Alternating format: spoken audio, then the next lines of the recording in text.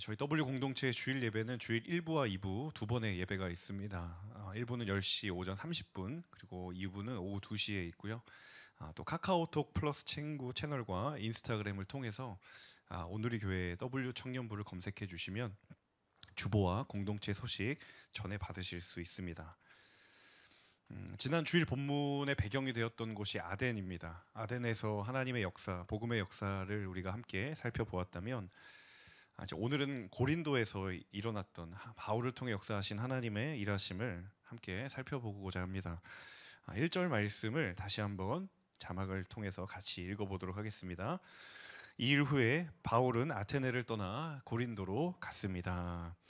자, 오늘 18장 가장 첫 번째 시작의 표현이 이 일 후에라는 표현입니다. 17장에서 일어났던 그 일들이 일어난 이후에 벌어진 고린도에서의 일을 이야기를 하죠. 17장에서 사도 바울이 그리스의 스토아 철학자, 에피쿠로스 철학자들과 논쟁을 벌였고, 그리고 바울이 생명같이 여기던 복음을 그리스 사람들에게 변증하는 장면이 나옵니다. 그랬을 때 그 자리에 있었던 사람들의 반응이 굉장히 엇갈렸음을 우리가 알고 있습니다. 어떤 사람은 비웃었던 사람도 있었지만, 또 어떤 사람은 관심을 갖고 그것에 대해 더 듣기를 원했던 사람도 있었습니다. 자, 그리고 나서 17장의 마지막 절을 보면 여러분이 기억하실지 모르겠지만 17장 마지막 절에 그 중에 몇 사람들이 바울을 따르며 믿게 되었다. 바꿔 말하면 바울의 제자가 되었다라는 이야기죠. 제가 이 대목을 묵상하고 18장으로 넘어오면서 사실 인간적으로 좀 본다면 바울이 정말 기대했던 어떤 기대만큼의 열매를 거두지 못했다라고도 생각할 수 있지 않을까라는 생각을 문득 하게 되었습니다. 왜냐하면 17장에서 사도 바울이 사실 영적인 소모가 굉장히 컸고, 그가 그리스의 철학자들과 논쟁했던 그것에 쏟아부었던 에너지를 생각한다면 더더욱이 그랬을 것이다. 여러분, 사실 논쟁하고 변증한다라는 것이 그냥 대화를 한다라는 것이 아니라 온 에너지를 써야 하는 것이잖아요.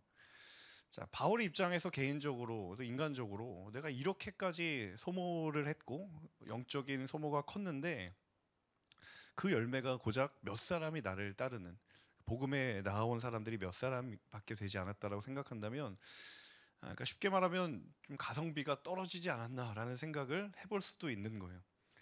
자, 그런 뭔가 기대만큼의 소득을 거두지 못하고 그런 상황들 속에서 바울이 고린도로 이동하게 됩니다. 자, 그런데 고린도가 어떤 도시였는가? 이 고린도는 원래 그리스의 영토였지만 로마 제국이 이 지역을 점령한 이후에는 로마가 전략적으로 계획해서 세운 주요 거점 도시 가운데 하나가 고린도였습니다. 자, 이곳은 해상에, 지중해 해상에, 특별히 동부 지역에서 모든 물류와 그리고 모든 인적 자원이 이 고린도를 통해서 다 들어가고 나오는 그러한 자리였습니다. 당연히 무역이 발달하게 되고 상업이 발달하게 되고, 그래서 해상 무역의 중심지가 고린도였습니다. 물자가 계속 왔다 갔다 하고, 그리고 이방인들, 여러 종족의 사람들이 들어오고 나가다 보니 당연히 이 지역에는 여러 문화들이 마주할 수 있었던 거예요. 그리고 많은 사람들이 몰려볼 수밖에 없었던 것이죠. 그만큼 발전된 도시, 그러니까 고린도였습니다. 그래서 바울 그 시대에 이 고린도가 인구가 대략 한 60만 명 정도에 육박했다라고 이야기를 합니다. 물론 오늘날 서울 인구가 1000만이라서 감이 안 오시겠지만 그 당시로 거슬려 보면 60만이라는 건 결코 작지 않은 엄청난 도시였던 거죠. 자, 뿐만 아니라 이 고린도에는 고대 그리스의 모든 신전들의 집합체였습니다. 모든 신전이 거의 고린도에 다 있었다라고 해도 과언이 아니죠. 그중에 대표적인 신전 가운데 하나가, 여러분 미의 여신 하면 누가 떠오르죠? 아프로디테. 아프로디테의 신전이 고린도에 있었다고 합니다. 자, 여신의 신전이기 때문에 당연히 그 신전 안에는 여사제들이 있었죠. 사실은 말이 여사제지, 사실은 성적인 문란함이 합법적으로 신의 이름이라는 미명하에 자행되는, 사실은 사제라 칭함하지만 실제로는 여성 창기들이었어요. 그러니까 온갖 성적인 문란한 행위들이 이 고린도에 넘쳐났던 거예요. 비단 아프로디테 신전뿐만 아니라 사회가 영적으로 그만큼 타락했다라는 것을 우리가 보게 되는 거죠. 그래서 그 당시 헬라 문화권에서 당신이 어디 출신입니까? 라고 물었을 때 내가 만약에 고린도 출신이면 차마 입 밖으로 그 말을 하기가 되게 망설여지는, 그만큼 겉으로는 엄청나게 화려한 도시지만 영적으로나 본질적으로는 굉장히 피폐하고 문란한 도시였던 거예요. 자, 무슨 의미인가 하면 지금 그 도시에 바울이 부름을 받았어요. 바울이 보냄을 받았어요. 바울이 보냄받은 곳 이 고린도라는 도시는 철저하게 타락한 도시였고 세속화된 도시였다라는 거죠. 제가 왜 이 말씀을 드리냐면, 여러분 바울이 지금 아덴을 떠나서 고린도로 가잖아요. 근데 여러분 그 이동의 경로가 바울이 원해서일까요? 아니면 하나님이 가라고 하셨던 것일까요? 전자입니까? 후자입니까? 네, 후자입니다. 바울 스스로가 가고 싶었던 것보다도 바울은 늘 성령의 인도하심에 따라 그 걸음을 가야 했던 사람들이고, 그리고 그것을 기뻐했고 즐거워했던 바울이었기 때문에 그가 아덴에서 고린도로 갔던 것은 사실은 그의 원함보다는 하나님이 그로 인하여 인도하셨던 걸음이었던 거예요. 자, 그런데 생각을 해보면 여러분, 아무리 바울이라고 해도, 아무리 하나님의 성령에 붙들려서 부르심과 사명에 무장된 바울이라고 해도 이 거대한 타락된 도시를 발디디며 정말 그의 마음에 두려운 마음이 정말 아주 조금이라도 없었을까? 정말 그의 마음에 주저하는 순간이 단 한 번도 없었을까라는 생각을, 그런 질문을 하지 않을 수가 없는 거예요. 내가 부름 받았지만 막상 그 상황 앞에 섰을 때 이게 내가 부름 받은 것이 맞나라는 질문이 과연 바울에게 없었을까? 우리 공동체 여름 아울리치가 이제 막바지에 진행 중에 있는데, 제가 해마다 아울리치를 이렇게 진행하고 준비하고 모든 과정을 보면서 정말 재미있는 현상 중에 하나가 있는데요. 어떤 현상이냐면, 아울리치를 신청하고 나서 꼭 뒤돌아서서 후회하시는 분이 한두 분 꼭 계세요. 네, 누굴까 이렇게 떠오르지 마시고, 네, 그런 분들이 꼭 계세요. 해마다 계세요. 해마다. 아울리치 신청하고 나면 그런 마음과 생각이 휩싸이는 거야. 나 정말 가도 되는 게 맞나? 나 가는 게 맞을까?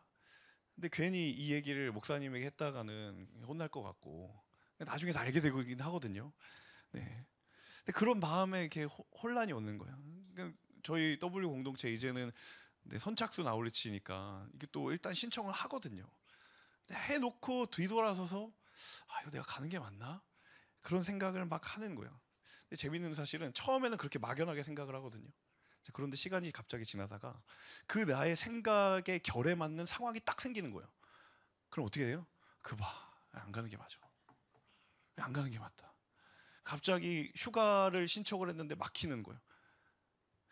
이거 진짜 하나님이 가라고 하는 게 아닌가 봐. 역시 가는 게 아니었나 봐. 굉장히 아이러니한 건 그분이 제일 은혜 많이 받고 돌아오세요.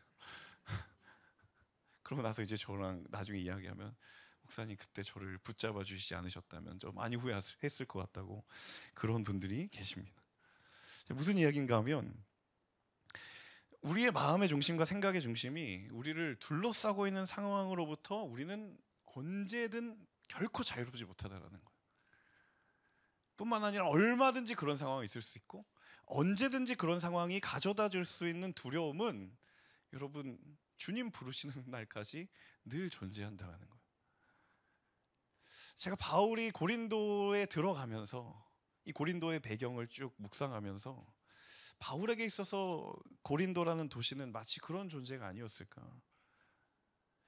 주님이 보내신 게 맞고 내가 주님 사명을 위해서 가는 게 맞아요.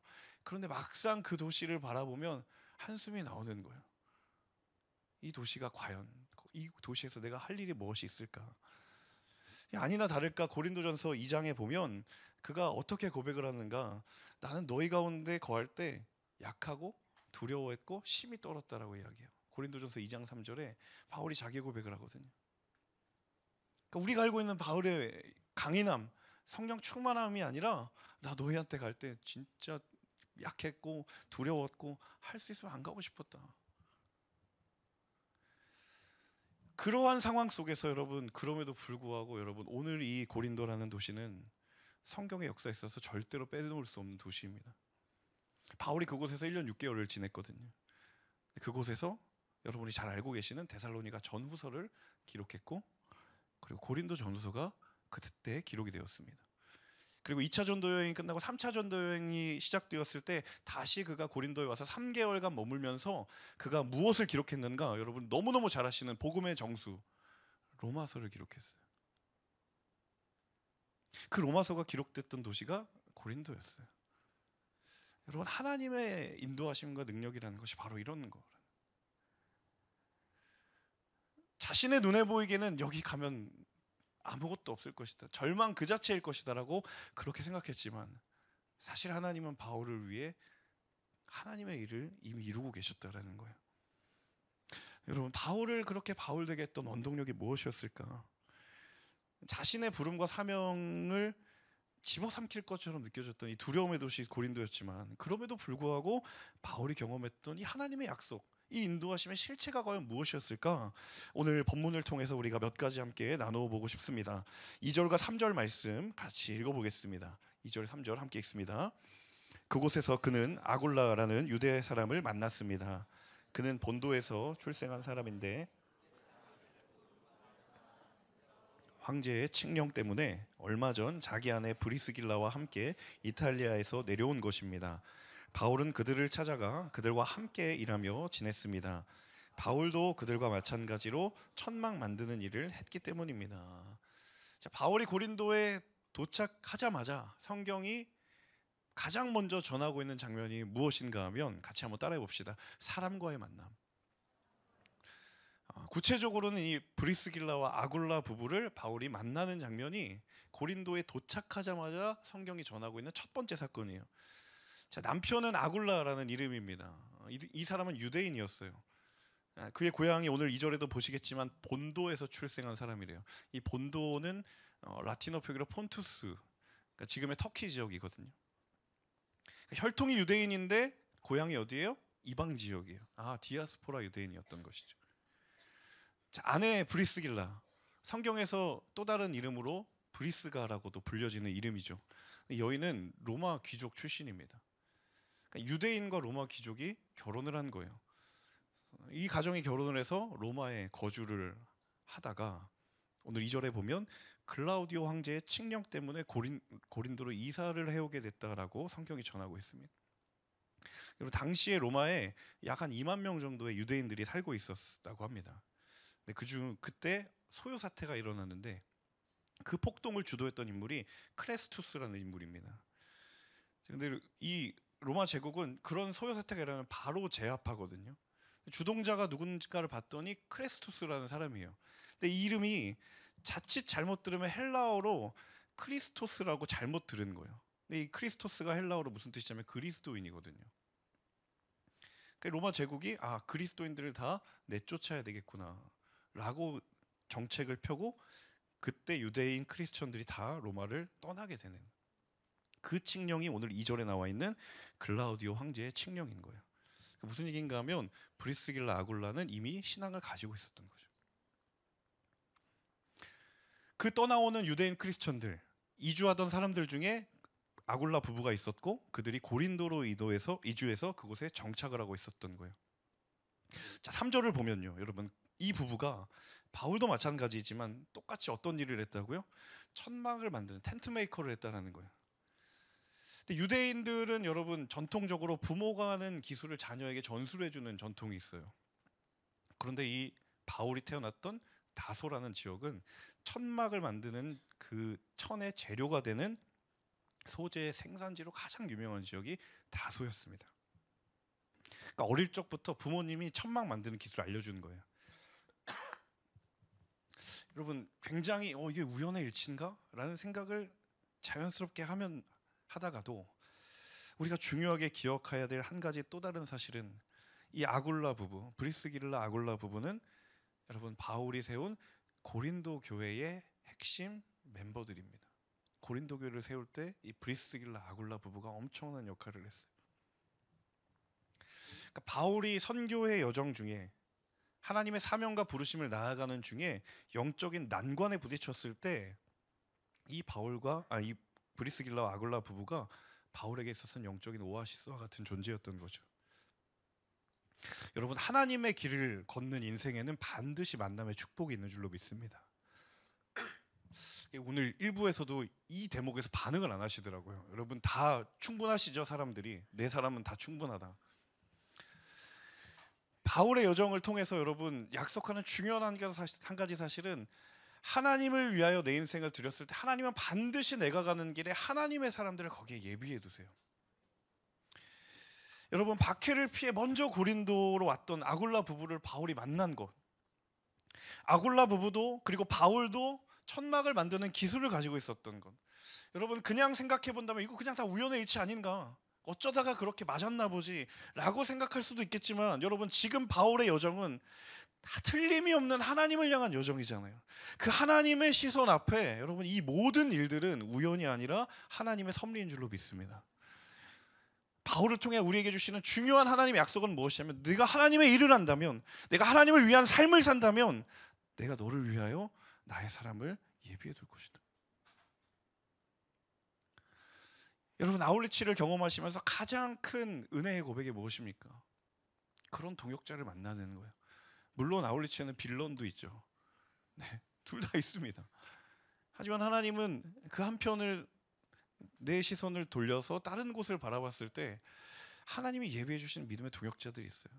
평소에는 나의 순, 나의 다락방에 나의 인간관계가 다 이렇게 좁아져 있지만 아울리치에 가면 모든 순과 다락방을 뛰어넘어서 정말 좋은 사람이 우리 W에 있었구나라는 것을 깨닫게 되는 일들이 일어난다라는 거예요. 여러분 저와 여러분이 믿음의 길을 걷는 중에 하나님께서 우리로 하여금 무엇보다 구하게 하시고 누리기를 원하는 것은 이 만남의 축복인 줄로 믿습니다. 여러분 믿음의 동역자를 만나는 축복이 있기를 주님의 이름으로 축복합니다. 지금 그런 동역자를 하나님이 주셨다라고 생각하시면 여러분 하나님께 감사하십시오. 또한 믿음의 배우자를 만나는 축복이 있기를 주님의 이름으로 축복합니다. 어제 토요일에 11개 공동체 대표 MC 모임이 잠깐 있었는데 어쩌다가 결혼 얘기가 나왔어요. 네, 다른 공동체가 죄송합니다. 끝까지 들어보세요. 이게 좋은 얘기니까요. 네, 다른 공동체가 이제 자랑을 하는 거예요. 우리는 크지 않은 공동체인데 뭐 달마다 결혼이 있고 막 커플이 생긴다. 그러니까는 제가 듣다가 너무 축복된 일인데 약간 질투가 나는 거예요. 더 분발해야 되겠다. 저희도 나름 많은 그 커플 매칭률이 있다라고 저는 자부하고 있었는데 이게 절대적인 숫자가 그 공동체에서 밀리니까 약간 자존심이 상하는 거예요.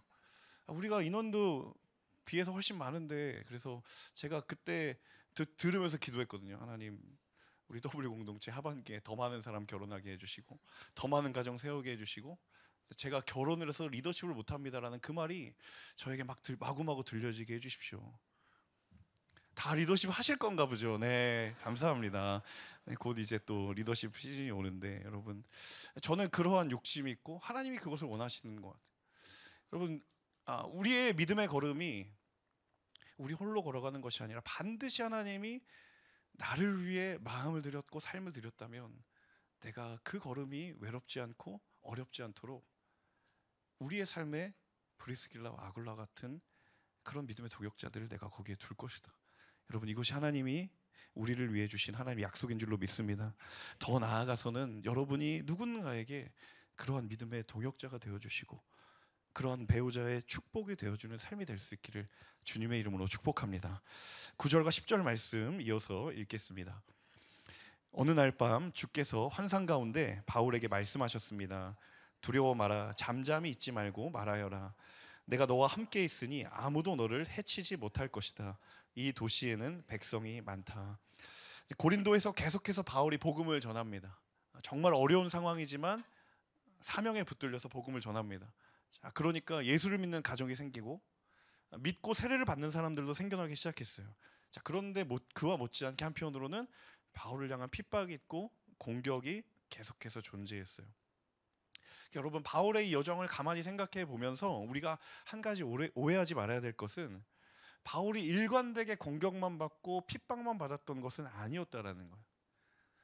그러니까 때로는 결실도 있었고 때로는 은혜의 경험도 있었고 다만 그와 동시에 어려움이 존재했다라는 거예요. 그러니까 밤중에 환상 가운데 바울에게 하나님이 나타나셨을 때 바로 직전에 여러분 어떤 일이 있었습니까? 디도 유스도의 집에서 그 집안에 주를 믿는 사람들이 생기고 세례받는 일이 일어났어요. 근데 그러고 바로 그날 밤에 혼자 있는 중에 두려움이 엄습한 거예요. 그러니까 충분히 기뻐할 만한 일도 있고 은혜로 고백되는 사건이 있고 영적인 결실이 있었어요. 하지만 돌아서서 밤중에 바울이 마주한 게 두려움인 거예요. 한 주간 동안 깊이 은혜의 자리 가운데 아우르치 가운데 거하고 왔는데 그 다음날 바로 또 다른 삶의 도전이 있는 거예요.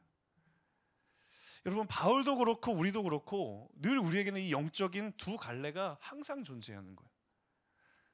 그러니까 하나님의 사람으로 살아간다는 것이 여러분 늘 은혜만 가득한 것도 아니고 늘 고난과 어려움만 가득한 게 아니라는 거예요. 때로는 어려움도 있지만 또 한편으로는 기쁨을 주고 감사를 내게 주시는 그러한 순간이 있고 또 반대로 그러다가도 그 가운데 어려움이 있는 경우들이 있다라는 거예요. 항상 이 두 가지는 함께 있다라는 거예요. 바울이 마치 그렇다라는 것이죠. 바울에게 하나님이 말씀하신 그 말씀의 약속이 무엇이었는가? 한밤중에 하나님의 음성이 들리는 거예요. 너 두려워하지 마라. 그리고 잠잠히 있지 말고 말해라. 뭘 말했겠습니까? 복음을 말해라. 말씀을 이야기해라. 자, 왜 바울이 두려워하지 않을 수 있겠습니까? 그리고 왜 잠잠히 있지 말고 복음을 말해야만 했겠습니까? 내가 너와 함께 있기 때문에 너는 두려워하지 않을 수 있는 거예요. 그리고 이 고린도라는 도시에 여전히 나의 백성이 많기 때문에 그 나의 백성이 많다는 사실이 너에게는 위로도 되지만 또 한편으로는 그게 다시 한번 너에게 사명의 동기부여가 될 거야. 여러분, 하나님이 함께 하시기 때문에 내가 할 수 있고 내게 주신 사명이 있기 때문에 해야만 하는 그 고백이 바로 바울의 고백이었다라는 거예요. 여러분, 우리의 고백이 어떠합니까? 정말 하나님이 나와 함께 하시고 나에게 예비해 주신 믿음의 동역자들이 여기에 있고 그리고 내 삶에 하나님이 여전히 찾으시는 잃은 영혼 한 영혼이 거기 있기 때문에 그래서 두려워하지 않을 수 있고 그렇기 때문에 잠잠히 있지 않아야 하고 그렇기 때문에 말씀대로 살아야 하지 않은가. 여러분, 그날 밤에 바울의 그 공허한 심령 가운데 말씀이 충만하게 임재해야 되는 경험을 했던 거예요. 사랑하는 여러분, 말씀이 임하는 사람은 결코 무너지지 않는 줄로 믿습니다. 바울의 인생 전체를 두고 보면 마치 그렇잖아요. 결정적인 순간마다 그가 하나님의 말씀에 임재의 체험을 한 거예요. 그리스도인을 내가 핍박하겠다, 다 죽여버리겠다라고 힘차게 걸어가던, 살기 있게 걸어가던 그 다메섹 도상에서 말씀의 임재를 경험하는.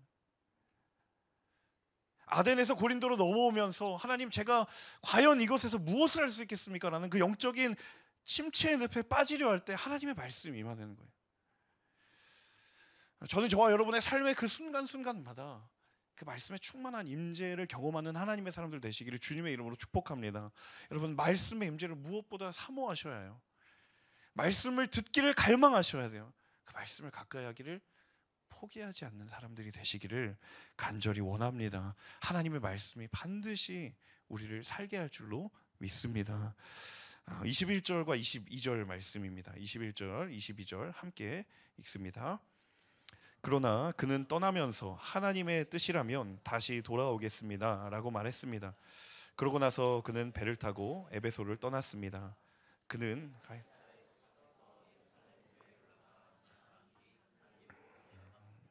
여러분, 21절과 22절은 이제 바울의 2차 선교 여정의 마무리입니다. 이제 28장 21절과 22절을 끝으로 2차 전도 여행이 끝나요. 근데 곰곰이 여러분 생각해 보면 1차 전도 여행도 그랬고 그리고 2차 전도 여행도 마찬가지였던 것은 바울의 모든 여정을 철저하게 주도해 가시는 분이 누구였는가? 하나님이었다라는 거예요.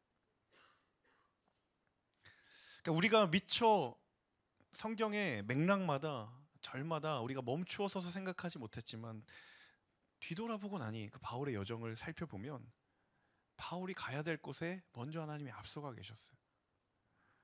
그리고 그가 어디로 가야 될지 알려주셨어요. 그리고 그곳에서 바울이 무엇이 필요한지를 하나님이 알고 계셨고 그 필요를 바울을 위해 예비해 두셨어요. 여러분, 오늘 그 하나님의 예비하심의 증거가 누구입니까? 브리스길라 아굴라 부부였어요. 저는 오늘 이 말씀을 준비하며 지난 아울리치들을 되돌아보며 정말 다시금 고백하게 된 한 가지가 있다면 아마도 이것이 아닐까. 그것이 무엇인가 하면 하나님이 이미 거기에 계셨다라는 거예요. 하나님이 이미 거기에 계셨어요. 아울리치 팀마다 준비의 기간 동안 정말 많은 시간과 에너지를 쏟습니다. 그리고 계획을 세우고 많은 것을 준비하고 정말 당일의 일정이 되면 이제 선교지로 나갑니다. 그런데 여러분 어떤가요? 그곳은 현장에서 수많은 것들이 시시각각 변합니다. 준비된 것을 할 수 없는 상황이 생기고 준비되지 않은 것을 해야만 하는 상황이 생겨요. 어쩜 이렇게 예상을 빗나가는 일만 생기는지. 물론 계획했던 일도 하기는 하지만 정말 우리의 생각과 우리 예측 안에 그 사역의 현장이 진행되고 있지 않음을 우리는 너무나도 느끼는 것이죠. 자, 그런데 그럼에도 불구하고 변하지 않는 한 가지가 무엇이냐면 하나님이 이미 거기에 가셔서 일하고 계셨구나. 하나님이 이미 거기에 가 계셔서 우리의 사역을 위해 먼저 일하고 계셨구나. 예상치 못했던 상황이었지만 하나님이 어디로 우리가 가야 될지를 알게 하시고, 그것이 때로는 사람을 통해서 깨닫게 하시기도 하고, 때로는 또 다른 상황과 여러 모양들과 경험들을 통해서 이걸 깨닫게 하시는 거예요. 물론 우리의 연약함과 다듬어지지 않은 신앙이 때로 그 상황 가운데 위기를 경험하게 하지만 여러분, 그건 어디까지나 우리의 문제일 뿐이지 하나님은 단 한 번도 실수하신 적이 없으신 하나님이신 줄로 믿습니다. 선교지의 고백뿐이겠습니까? 여러분, 우리의 삶에 내가 수없이 많은 것들을 계획하고 또 열심히 노력하고 많은 것들을 준비하였지만 정말 인생의 고린도와 같은 정말 감당할 수 없는, 하지만 예측하지 못했던 상황의 벽 앞에 여러분 무엇을 하시겠습니까? 내가 할 수 있는 것이 없지만 그곳에 나보다 먼저 가셔서 나를 위한 브리스길라와 아굴라와 같은 사람들을 세워주셨고, 그리고 감당할 수 없는 말씀의 임재로 나에게 말씀하셔 주셨고, 너는 두려워하지 말라. 이곳에 나의 백성이 많고 내가 여전히 부름받고 사명 가운데 있으니 너는 멈추지 말고 나의 말씀을 전하여라. 너는 이미 알지 않느냐? 내가 이미 그곳에 가서 너의 직장에 나아갈 길에 내가 먼저 앞에 가서, 내가 걸어가야 할 인생의 걸음 앞에 이미 먼저 앞에 가서 내가 너를 위하여 사람을 예비하였고 여호와 이레의 하나님이라고 너로 하여금 고백하게 할 것이다. 여러분, 이것이 우리 평생의 고백이 될 수 있기를 주님의 이름으로 축복합니다. 이것은 비단 특별한 사명을 가졌던 바울의 고백이 아니라 오늘 주님을 구주로 믿고 주님이 나의 아버지시라고 고백하며 나아가는 모든 이들을 향하여 하나님께서 약속하신 하나님의 약속인 줄로 믿사오니, 주님, 내가 그 말씀의 약속 위에서는 하나님의 사람 되게 하여 주시옵소서. 인생의 모든 고백이 주님 나를 예비하시고 앞서 행하시는 하나님의 일하심을 내가 신뢰하고 의지하겠습니다. 여러분, 이곳이 저 여러분의 삶의 모든 고백이 될 수 있기를 주님의 이름으로 축복합니다. 그렇게 은혜 주신 하나님 앞에 우리 찬양하며 나아가기를 원하는데요, 우리 아까 마지막으로 불렀던 찬양, 정말 하나님의 은혜로 연약한 인생을 불러주시고 택해주시는 그 은혜를 찬양합니다. 우리 함께 이 찬양의 고백을 드리며 찬양하며 나아가겠습니다. 하나님의 은혜로,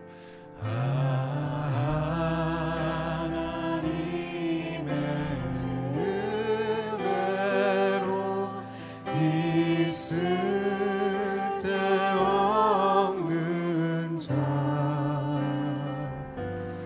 왜 구속하여 주는지 난 알 수 없도다. 한 번 더 고백합니다. 하나님의 은혜로, 나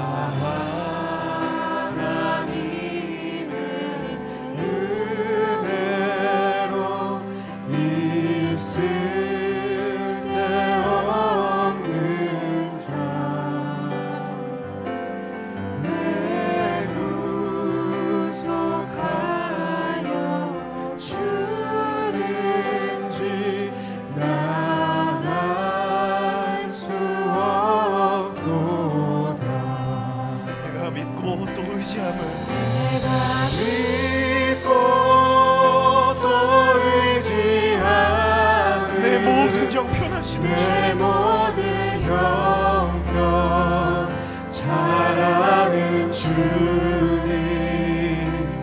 늘 도해 주실 것을 나는 확실히 아네. 다시 한번 이 고백으로 주님 앞에 나아갈 때 가능하신 분들은 자리 일어나서 함께 찬양하며 나아가겠습니다. 하나님의 은혜로, 하나님의 은혜로 있을 데 없는 자, 왜 구속하여 주는지, 구속하여 주는지 난 알 수 없도록. 하나님의 은혜로,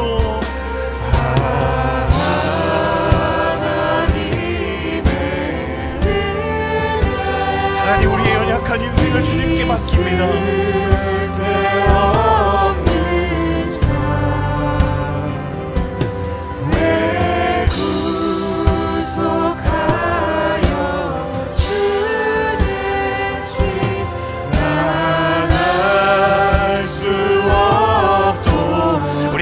고백하며 선포합니다.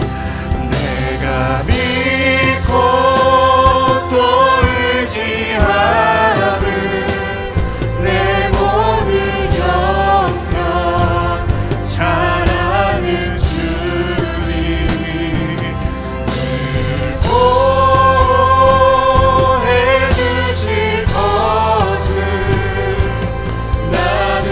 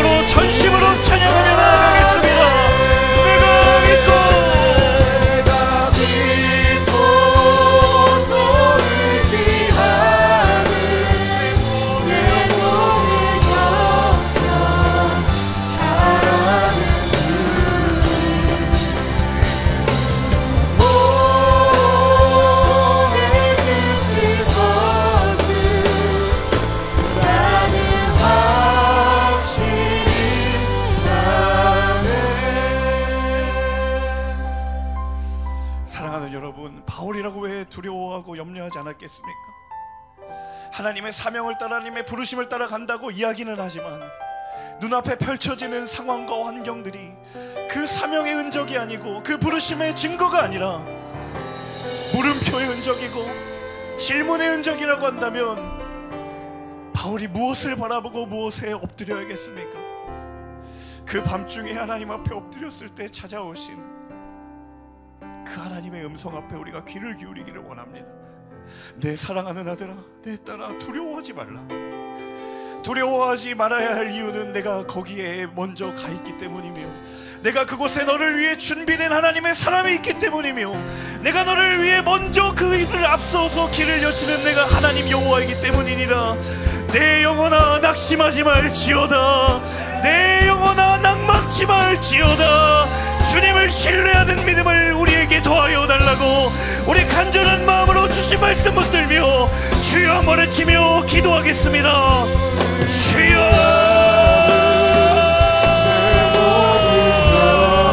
신실하신 아버지 하나님, 말씀의 약속을 의지하며 주님 앞에 기도하며 나아갑니다. 성령 하나님, 우리의 믿음의 고백을, 그 연약한 믿음의 고백을 아버지 하나님 온전케 하여 주시옵소서. 우리의 인생의 고백이 얼마나, 우리 인생의 고백이 얼마나 하나님 앞에 연약합니다. 하지만 하나님, 그럼에도 불구하고 여호와 삼마 하나님 거기에 계시다라고 말씀하시는 주님, 여호와 이레 하나님이 준비되리라고 말씀하시는 주님, 주님 우리의 창이 되시오, 우리의 방패가 되시며 주님 우리의 환난날에 도움이 되시며 완성이 되시며 피할 바위가 되시는 아버지 하나님 앞에 전심으로 우리의 모든 것들을 드려 나아가오니 주여 우리에게 믿음 위에 믿음을 넣어 주시옵소서. 주님 우리에게 믿음 위에 믿음을 넣어 주시옵소서. 너 하나님의 사람아 두려워하지 말지어다. 멈추지 말고 말할지어다. 주님 우리에게 말씀하여 주시는 그 말씀의 음성을 우리가 귀 기울이기를 원합니다. 고린도의 세상의 목소리가 바울의 마음 가운데 엄습할 때에 하나님 다시 한번 일어나 주의 음성 듣기를 기뻐했고 다시 한번 주의 말씀 듣기를 즐거워했고 하나님 앞에 말씀에 엎드리기를 일망하였던 아버지 하나님, 바울의 고백이 우리의 고백이 될 수 있도록 인도하여 주시옵소서. 성령 하나님, 우리의 연약한 믿음을 강건케 하여 주시기를 원합니다. 주여 우리의 염려의 자리들을 평강의 자리로, 구원의 자리로, 감사의 자리로 바꾸시는 아버지 하나님, 주님 내가 믿음의 눈을 열어 주님을 바라볼 때에 낙심치 않게 하시며 낭망치 않게 하시며 우리의 산성 되시고 피한바위 되신 아버지 하나님 앞에 전심으로 우리의 믿음을 드리며 나아가는 하나님의 사람들이 될 수 있도록 인도하여 주옵소서. 오 살아계신 아버지 하나님, 여기에 아버지 하나님 앞에 매달리는 예배자들이 있습니다. 그들의 삶을 드리며 주님 앞에 나아갑니다. 하나님 인도하여 주시옵소서. 우리 시간 함께 기도하며 나아갈 때에 우리 각자의 처한 지금의 현실과 상황들을 구체적으로 하나님께 아뢰며 함께 우리의 고백을 각자의 고백으로 기도하기를 원합니다. 하나님, 주님 나를 일터로 부르셨지만 때로는 그 부르심의 흔적이 너무 희미해 보일 때가 있습니다. 하나님 나에게도 말씀하여 주시옵소서. 하나님 우리의 가정이 나를 보내신 곳이라 말씀하시는데 때로 그 가정을 나의 사명과 부르심으로 감당하기에는 너무도 버겁습니다. 하나님 다시 한번 나의 믿음을 강건케 하여 주옵소서. 내게도 두려워하지 말라, 멈추지 말고 계속 말하라고 말씀하시는 주의 음성을 내게도 들려주시옵소서. 여러분 우리의 각자의 삶의 자리들, 내 삶의 고린도와 같은 넘어설 수 없을 것 같은 그 삶의 장벽들 주여 선포하고 기도하오니 주님의 능력으로 말미암아 승리하게 되게 인도하여 주옵소서. 시간 함께 주여 한번 외치며 기도하겠습니다. 주여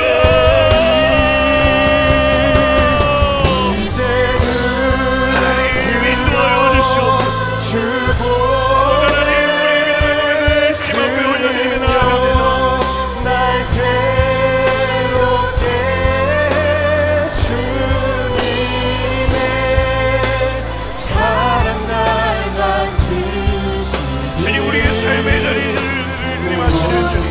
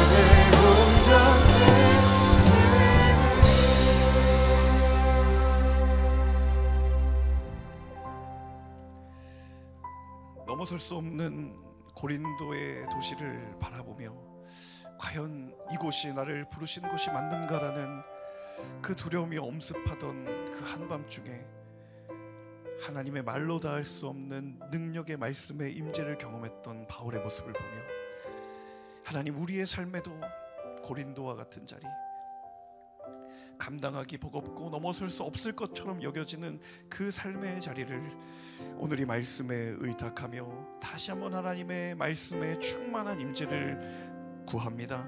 주님, 우리에게도 말씀하여 주시기를 원합니다. 두려워하지 말라. 내가 너와 함께 하기 때문에 너는 두려워할 수 없다라고 말씀하시는 그 주의 음성에 붙들린 자 되게 하여 주옵소서. 하나님, 이 백성 중에는 나의 백성이 많다라고 말씀하시며 그렇기 때문에 그 사명의 길을 가야 한다라고 말씀하시는 그 하나님의 음성 앞에 귀를 기울일 수 있는 하나님의 사람들 되게 하여 주시옵소서. 하지만 하나님, 그런 우리를 그냥 내버려 두지 아니하시고 이미 앞서가셔서 그곳에서 믿음의 동역자를 예비하시고 주의 말씀의 확증을 보이시고 내가 거기에 먼저 나의 일을 위해 하나님의 신실하심을 보여주신 것처럼 주님, 우리가 그 하나님의 인도하심과 하나님의 역사를 우리의 삶의 모든 자리마다 모든 순간마다 경험하는 하나님의 사람들 되게 하여 주시옵소서. 가정이 그런 하나님의 임재의 자리가 되게 하여 주옵소서. 일터가 그런 하나님의 임재의 터전이 되게 하여 주시옵소서. 사업의 터전이 그런 임재의 자리가 되게 하여 주시옵소서. 하나님, 우리의 삶의 자리를 다시 한번 첫 마음으로 주께 올려드리오니 살아계신 하나님, 우리의 삶을 인도하시고 두려움이 우리를 두려워하는 그런 하나님의 사람다운 능력의 인생 되게 하여 주시옵소서. 그렇게 행하실 선하신 주님의 이름을 찬양하고 감사드리며 이 모든 말씀 살아계신 주 예수님의 이름으로 기도합니다. 아멘. 우리 그 일을 이루실 하나님께 감사와 영광의 박수 올려드리겠습니다.